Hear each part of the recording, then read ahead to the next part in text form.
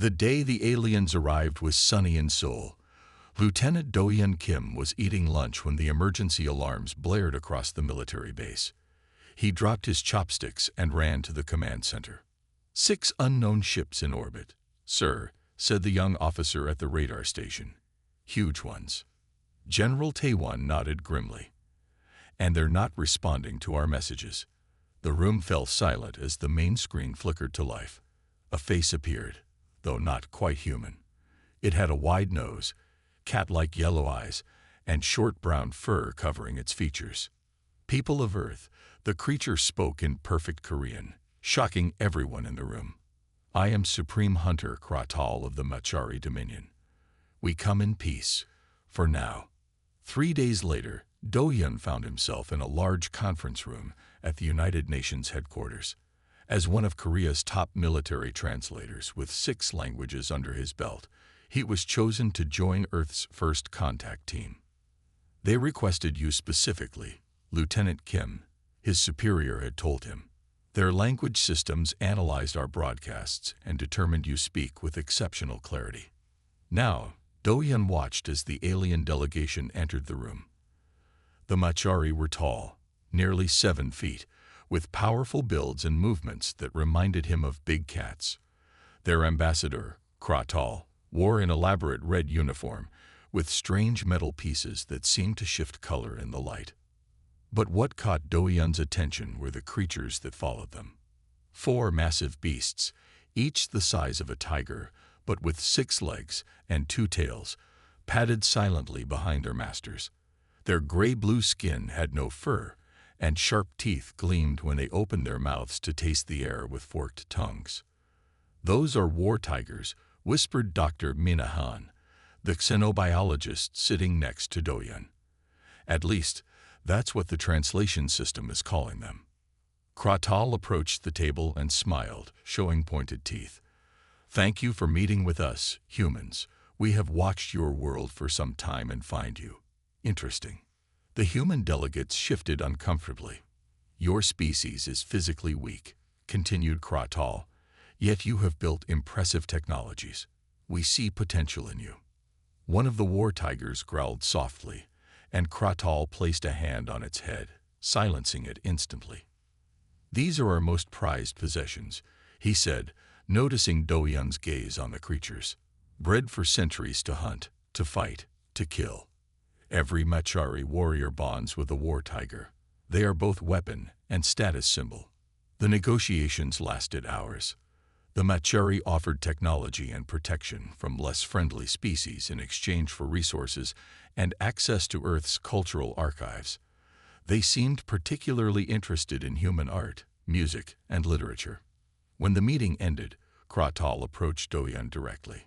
You have been quiet, Lieutenant Kim, but your eyes see much. I sense you have a warrior's spirit, though your body is small. Do-hyun bowed slightly. I serve my people as best I can. Kratal's war tiger moved closer, its 6 legs moving in perfect harmony. It sniffed at Do-hyun, who stood perfectly still despite his racing heart. Interesting, said Kratal. Torkin rarely shows curiosity about non-Machari. He has killed 342 creatures in hunt and battle. The alien's yellow eyes studied Do-hyun closely. We will speak again, Lieutenant. I believe you will play an important role in relations between our peoples. As the Machari delegation left, Dr. Han whispered, He's marked you. I don't know if that's good or bad. Do-hyun watched the war tigers follow their masters out. I don't think they see us as equals, he said quietly.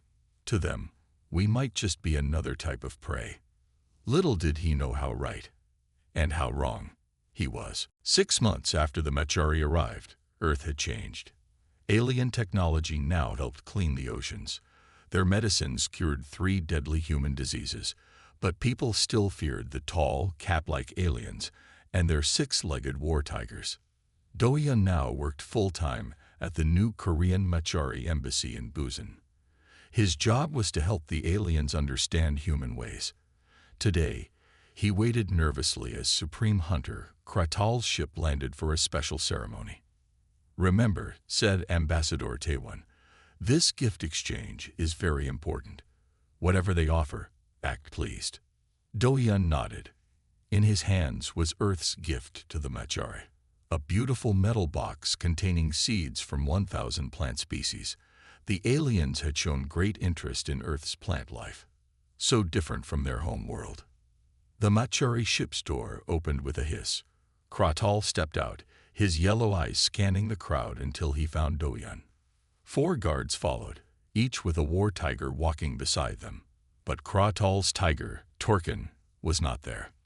"Lieutenant Kim," said Kratal, bowing slightly, "I am pleased to see you again." The ceremony began with speeches and promises of friendship between worlds. When it was time for the gift exchange, Doyun stepped forward and presented the box of seeds. Kratal opened it and smelled the contents. A thoughtful gift. "These will grow in our botanical labs." He turned to his guards. "Bring forward our gift to the humans." A guard returned to the ship. When he came back, he carried something small in his arms, something that moved. It was a war tiger cub. Gasps came from the human crowd. The baby tiger had 6 small legs and 2 thin tails. Its skin was blue-gray and smooth, with no fur. Its eyes were large and green. "This is Cub 7 from Torkin's latest litter," said Kratal. "It is small for its age and may not grow to full size. But it comes from a strong bloodline." Ambassador Taewon's face showed shock. "Supreme Hunter, we are deeply honored. But—" "The cub is not for your government," interrupted Kratal. "It is for Lieutenant Kim, personally." All eyes turned to Doyun. His heart raced. No non-Machari had ever received a war tiger before. I am honored beyond words," Doyun said carefully. "But I know nothing about caring for a war tiger." Kratal made a sound like a purr. "That is why we will provide training staff. The cub must be raised with proper discipline to become a worthy hunter." The guard stepped forward and placed the small creature in Doyun's arms. It was heavier than it looked. The cub sniffed at him, then made a soft chirping sound. "It seems to like you," said Kratal, looking surprised. "Unusual." Later that day, in a private room, Dr. Ju Park examined the cub. As Korea's top xenobiologist, she had studied war tigers from a distance, but never touched one. "It's a female," she told Doyun. And Kratal was right. She's small for her age. The other cubs must be twice her size. Doyun watched as the cub explored the room on wobbly legs. They'd built a special facility to house her. "Training starts tomorrow." Ju frowned. The Machari treat these creatures harshly. They'd break their spirit to control them. The cub approached Doyun and bumped her head against his leg. When he reached down, she nuzzled his hand. "What will you name her?" asked Ju. Doyun thought about his sister who had died 5 years ago. She had been small but fierce. "Yuna," he said softly. "Her name is Yuna." That night, against all protocols, Doyun didn't take the cub to the special facility. Instead, he brought her to his apartment. As he set up a bed for her in the corner, his phone rang. "Lieutenant," said the stern voice of General Bake, "what you're doing is dangerous and against orders." "Sir, how did you? Your apartment has cameras now. For security, return the creature to the facility immediately." Doyun looked at the small cub curled up on his floor, sleeping peacefully. "With respect, sir," he said, "I cannot do that." And so began a different kind of first contact, one that would change everything. 3 months passed. Doyun had won his battle to keep Yuna in his home, but only after promising to follow some of the Machari training rules. Machari trainers visited twice a week. They were not happy. "The cub grows, but she lacks aggression," said trainer Mokhtal. "You are too soft with her." Doyun watched as Yuna played with a ball on the floor. She had doubled in size, and her once wobbly legs were now strong. Her teeth had grown sharp, and her claws could cut through metal. But to Doyun, she was still his friend. "Your method uses pain to teach," said Doyun. "I cannot hurt her." Moktal made an angry sound. War tigers must learn to fear their master. Only then will they kill for you. After the trainer left, Dr. Ju Park arrived with her testing equipment. She now visited weekly to study Yumna. She's growing faster than expected, said Ju, scanning the war tiger with a handheld device, and her brain activity is unlike anything in the Machari records. Yunha sat calmly as Ju took readings. Then she returned to Doyen's side and placed her head on his lap. What's different about her brain? Asked Doyen, petting Yunha between her large green eyes. Ju showed him a screen with colored patterns. These areas show empathy and bonding. Machari war tigers don't show these patterns. They breed them to remove these traits. So she cares about me, not just because I feed her. She loves you, said Ju simply. And that's why the Machari are worried. Later that week, Supreme Hunter Kratal himself came to visit. His massive war tiger, Torkin, waited outside. Yuna's father was too dangerous to bring inside. Your cub has grown, said Kratal, watching Yuna move around the room. But I hear troubling reports from the trainers. Doyen stood straight.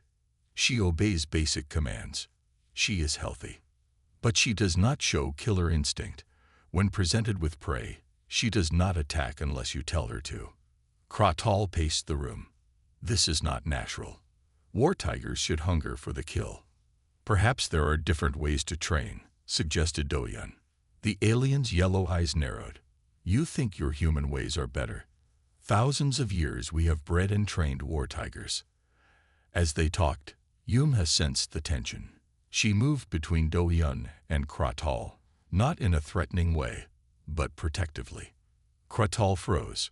She positions herself to defend you. Yes, said Doyen. She always does this when she senses I am upset. The Supreme Hunter stared at the war tiger for a long time. Then he did something surprising. He knelt down to Yumha's eye level. Cub of Torkin, he said in his own language, what secrets do you hold? Yumha tilted her head, her 6 legs shifting slightly. Then she did something no war tiger had done to a non-master. She stepped forward and sniffed Kratal's hand. The alien leader stood quickly, looking shaken. In 1 month, there will be a great hunt on our preserved planet. All allied species are invited to participate with their war tigers. I've heard of this, said Doyen. You will bring Yuna, said Kratal. It was not a request. There, we will see if your kind training produces a hunter worthy of her bloodline. After Kratal left, Ju called Doyen. I just got an urgent message from my friend at the science division. She sent me a secret Machari file. What does it say? Asked Doyen, watching Yunha sleep peacefully on her bed. The Great Hunt isn't just a tournament, said Ju, her voice tight with worry. It's a test. Species whose war tigers perform poorly are marked for future conquest. Doyen looked at Yuna. She was now the size of a lion, but still much smaller than a full-grown war tiger, and she had never killed anything larger than the training animals provided by the Machari. What have I done? He whispered. I've made her gentle in a world that values only violence. But as if sensing his fear, Yunha opened her eyes and rose. She came to him and pressed her head against his chest. In that moment, Doyen realized something important. True strength isn't always about violence. Sometimes it's about protection. The Machari ship was huge. Doyen stood at a window, watching Earth grow smaller. Beside him, Yunha pressed against his leg. She was nervous about the strange smells and sounds. It will be okay, he told her, though he wasn't sure. Ju joined them at the window. She's grown again, she said, scanning Yunha with her device. Almost adult size now. It was true. In just 4 months, Yunha had grown to the size of a small car.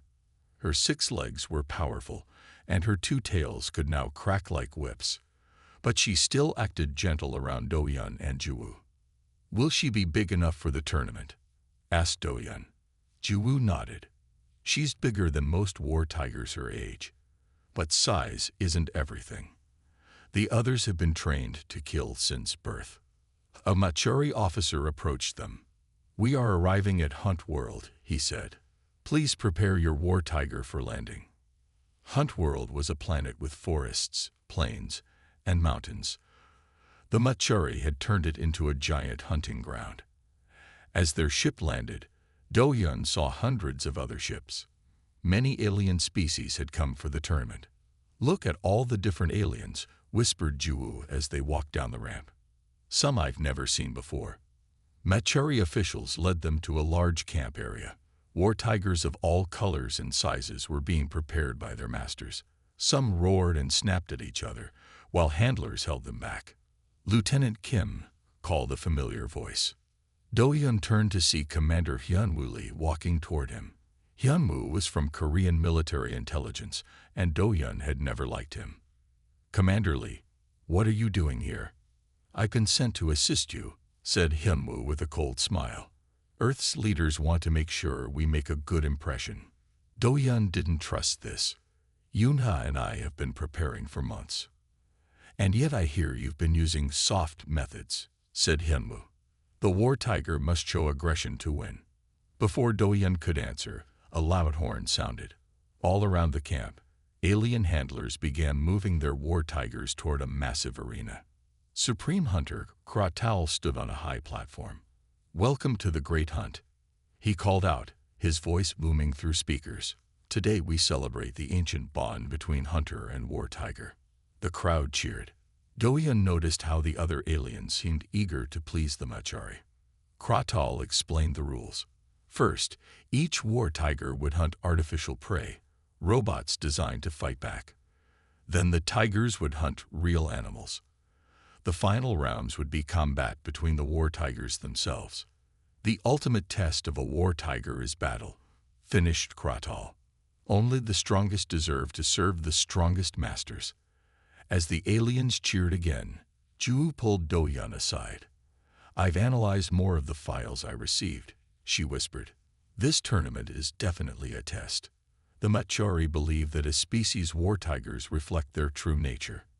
So if Yoonha fails," began Do-Yun. "They'll see all humans as weak," finished Ju.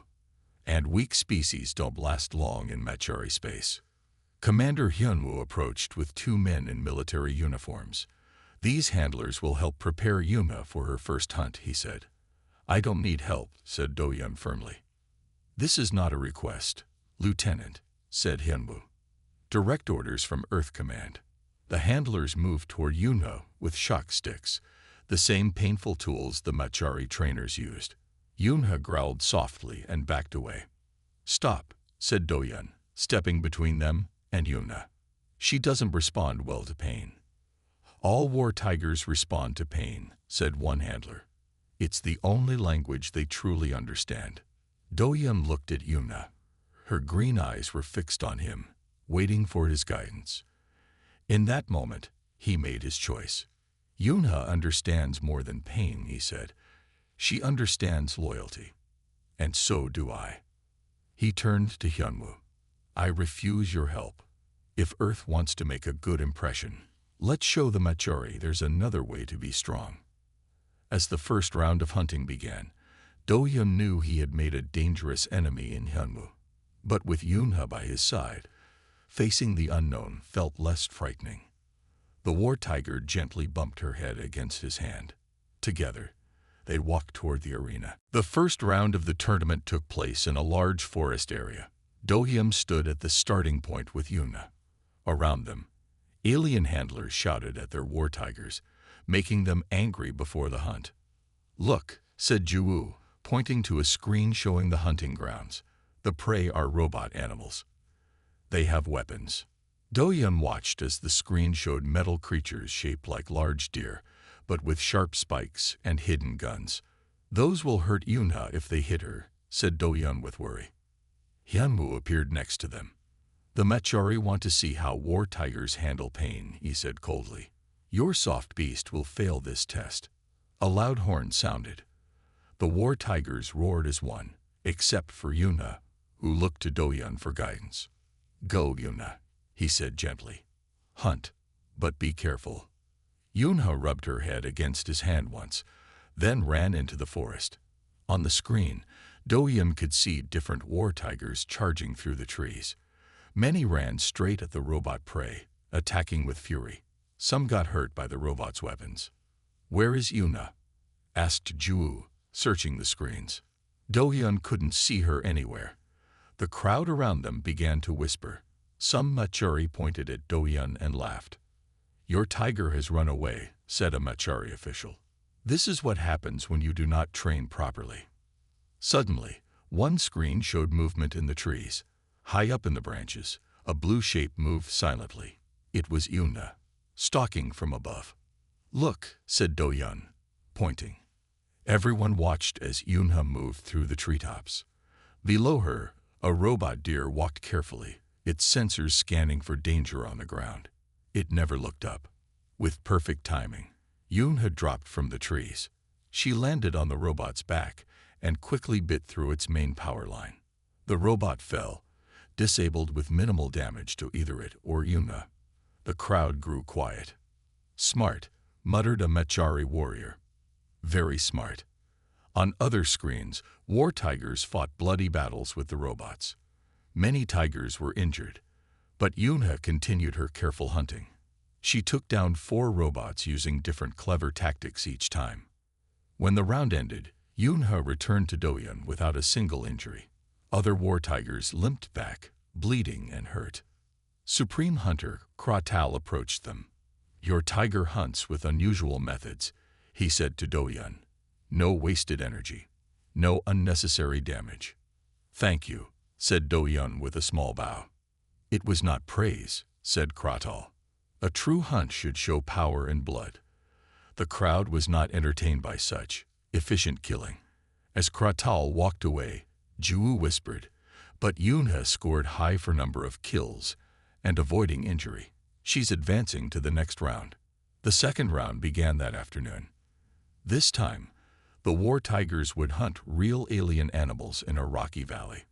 These creatures were large and had thick armor plates on their backs. Before the hunt, Hyunwoo tried again to interfere. "Let my handlers prepare her this time," he insisted. "The Machari are not impressed with her hunting style."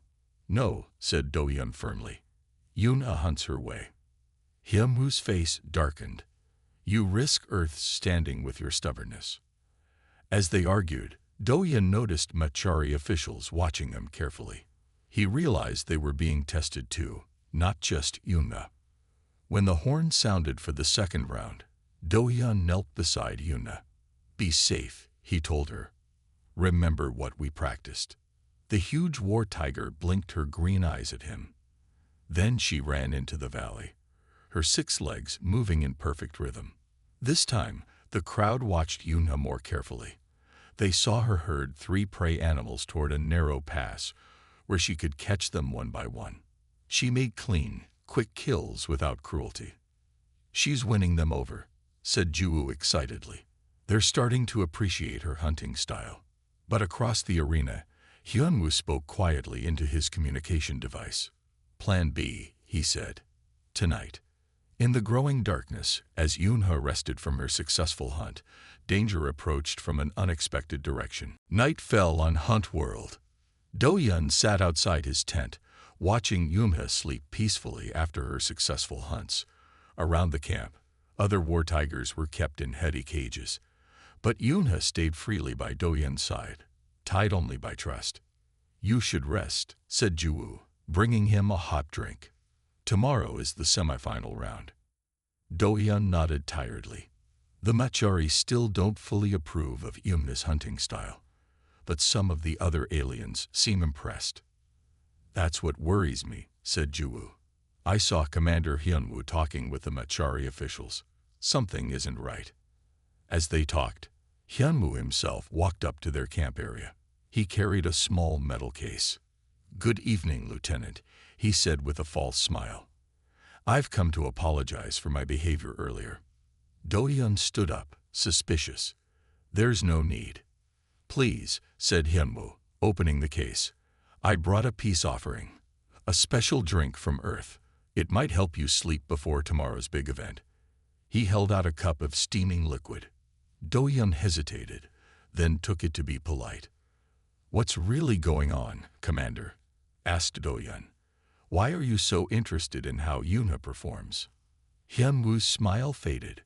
Earth's military made a deal with a powerful Machari faction.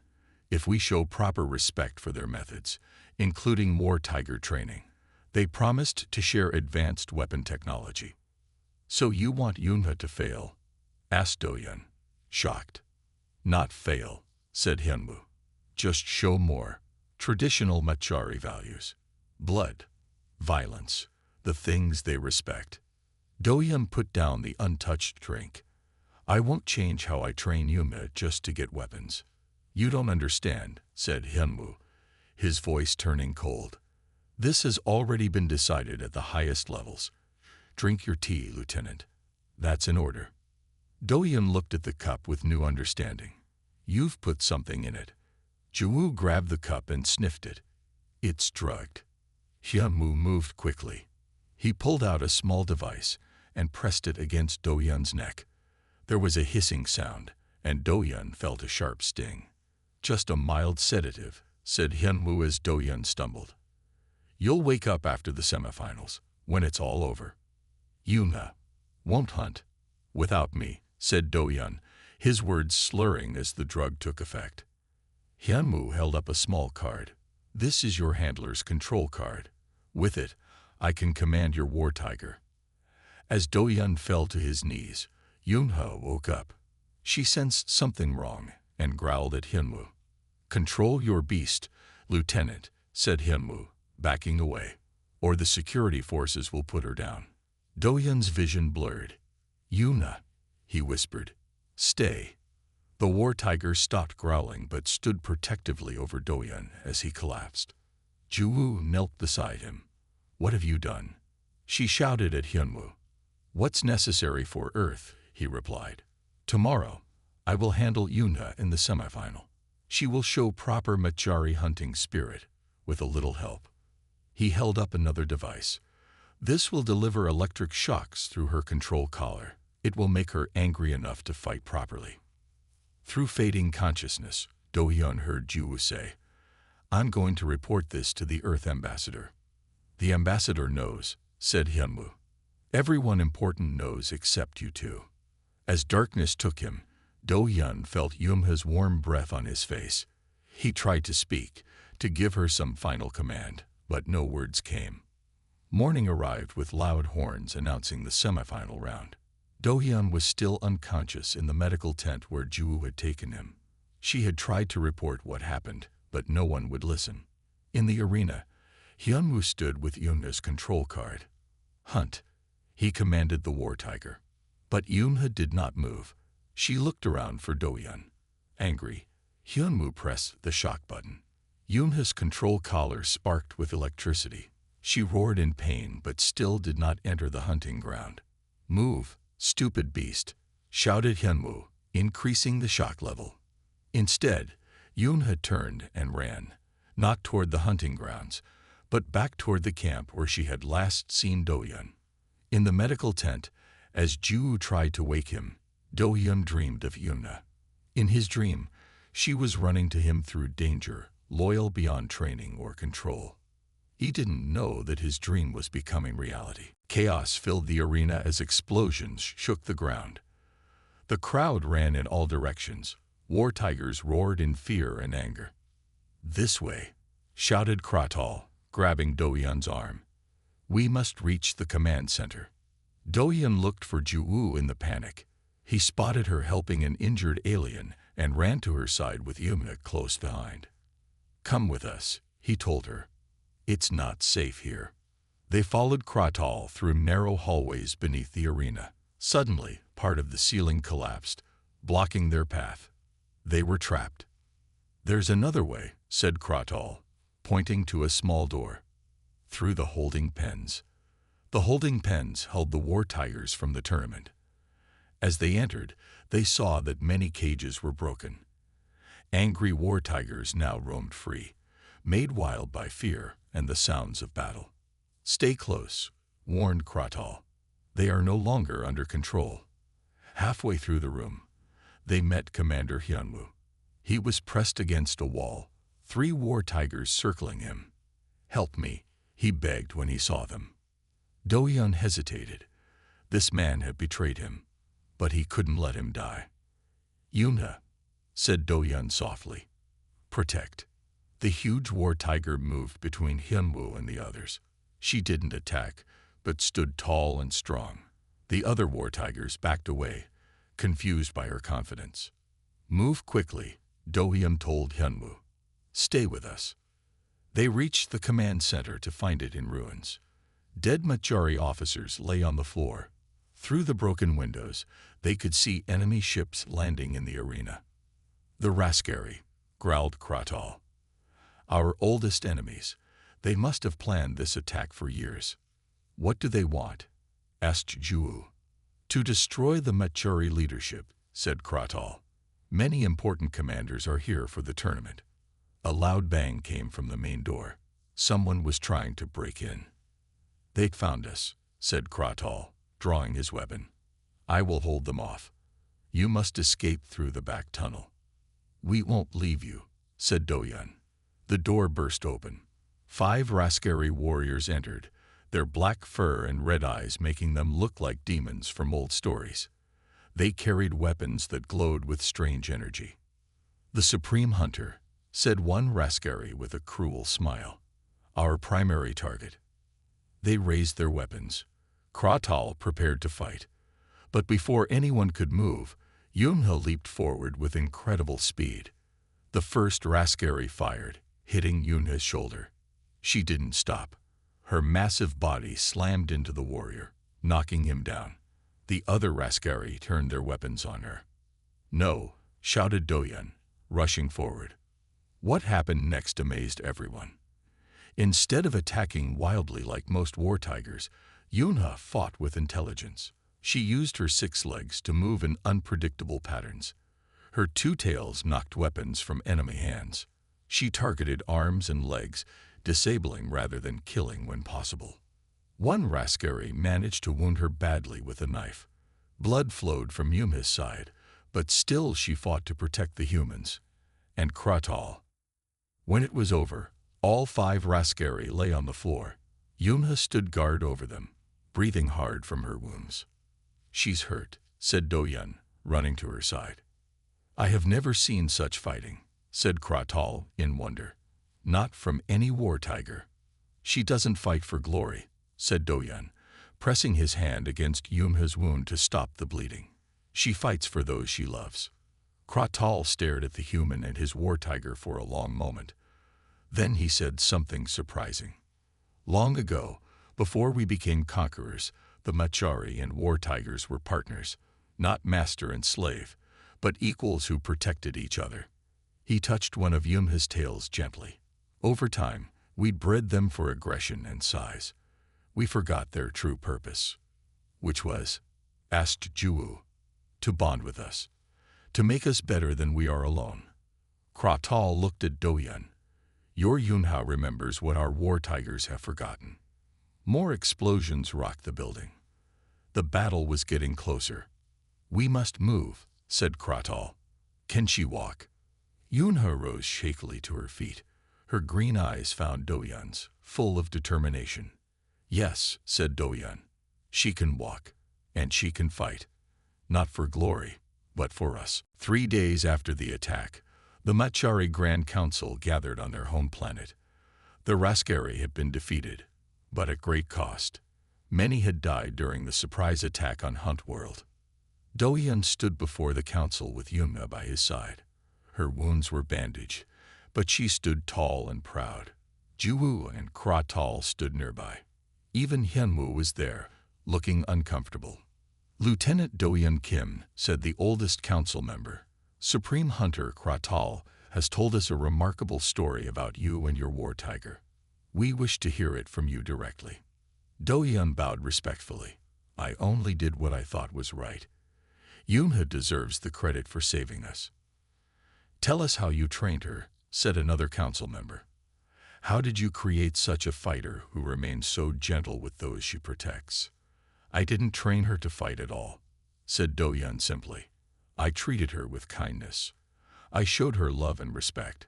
She learned to protect because she cares, not because she fears punishment. The council members looked at each other in surprise. Impossible, said one. War tigers respond only to force and dominance. Ju stepped forward with her datapad. I have brain scans that prove otherwise. Yunha's empathy centers are highly developed. The parts of her brain that process emotion are different from other war tigers. Because of the human's training methods? Asked a council member. No, said Ju. The capacity was always there. Your breeding programs tried to remove these traits, but they couldn't completely succeed. Do-yun's methods allowed these natural abilities to grow instead of being suppressed. Kratal addressed the council. I have studied our oldest records. They show that war tigers were once companions, not weapons. They chose to bond with us. We changed that relationship over time. The oldest council member looked at Yunha thoughtfully. During the attack, this war tiger fought to protect, not to kill. She disabled enemies when possible. She put herself in danger to save others. No Machari war tiger has shown such behavior in living memory. Do-yun reached up to touch Yunha's neck. She lowered her head so he could reach more easily. The council watched this simple act of trust with amazement. We had planned to mark Earth as unworthy of true alliance, admitted the council leader.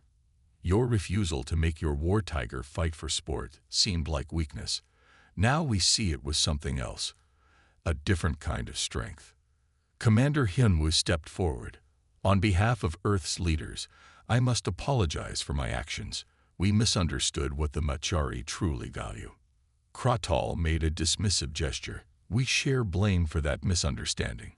We have forgotten our own history. The council spoke quietly among themselves. Then the leader rose. Lieutenant Do-yun Kim, we offer Earth a true alliance, not as master and servant, but as equals who can learn from each other. You have shown us something we had forgotten about ourselves. As they left the council chamber, Ju was excited. This changes everything. Think of what our species can learn from each other now. Even Hyunwoo seemed changed. I was wrong about you and Yuna, he told Do-yun. I thought strength meant domination. You showed me it can mean protection. That night, Do-yun sat alone in the garden of the Machari guest house. Yunha lay beside him, her large body curled around his seat. He stroked her head gently. We're going home soon, he told her. Back to Earth. Kratal appeared from the shadows. She will be the first of a new generation, he said. Already, some Machari warriors are asking to learn your methods. It won't be easy to change such old traditions, said Do-yun. No, agreed Kratal. But necessary changes rarely are. He looked at Yunha with new respect. The old saying was that war tigers hunt for glory. But yours taught us they can fight for love. That is a more powerful force in the universe. As stars shone overhead, Do-yun thought about the strange journey that had brought him here. A small tiger cub given as a political gift had changed two species forever. Yunha sensed his thoughts and pressed her head against his chest. She had never hunted for glory. She had only ever fought for him. And in doing so, she had saved more than just his life. She had helped two worlds find a better way.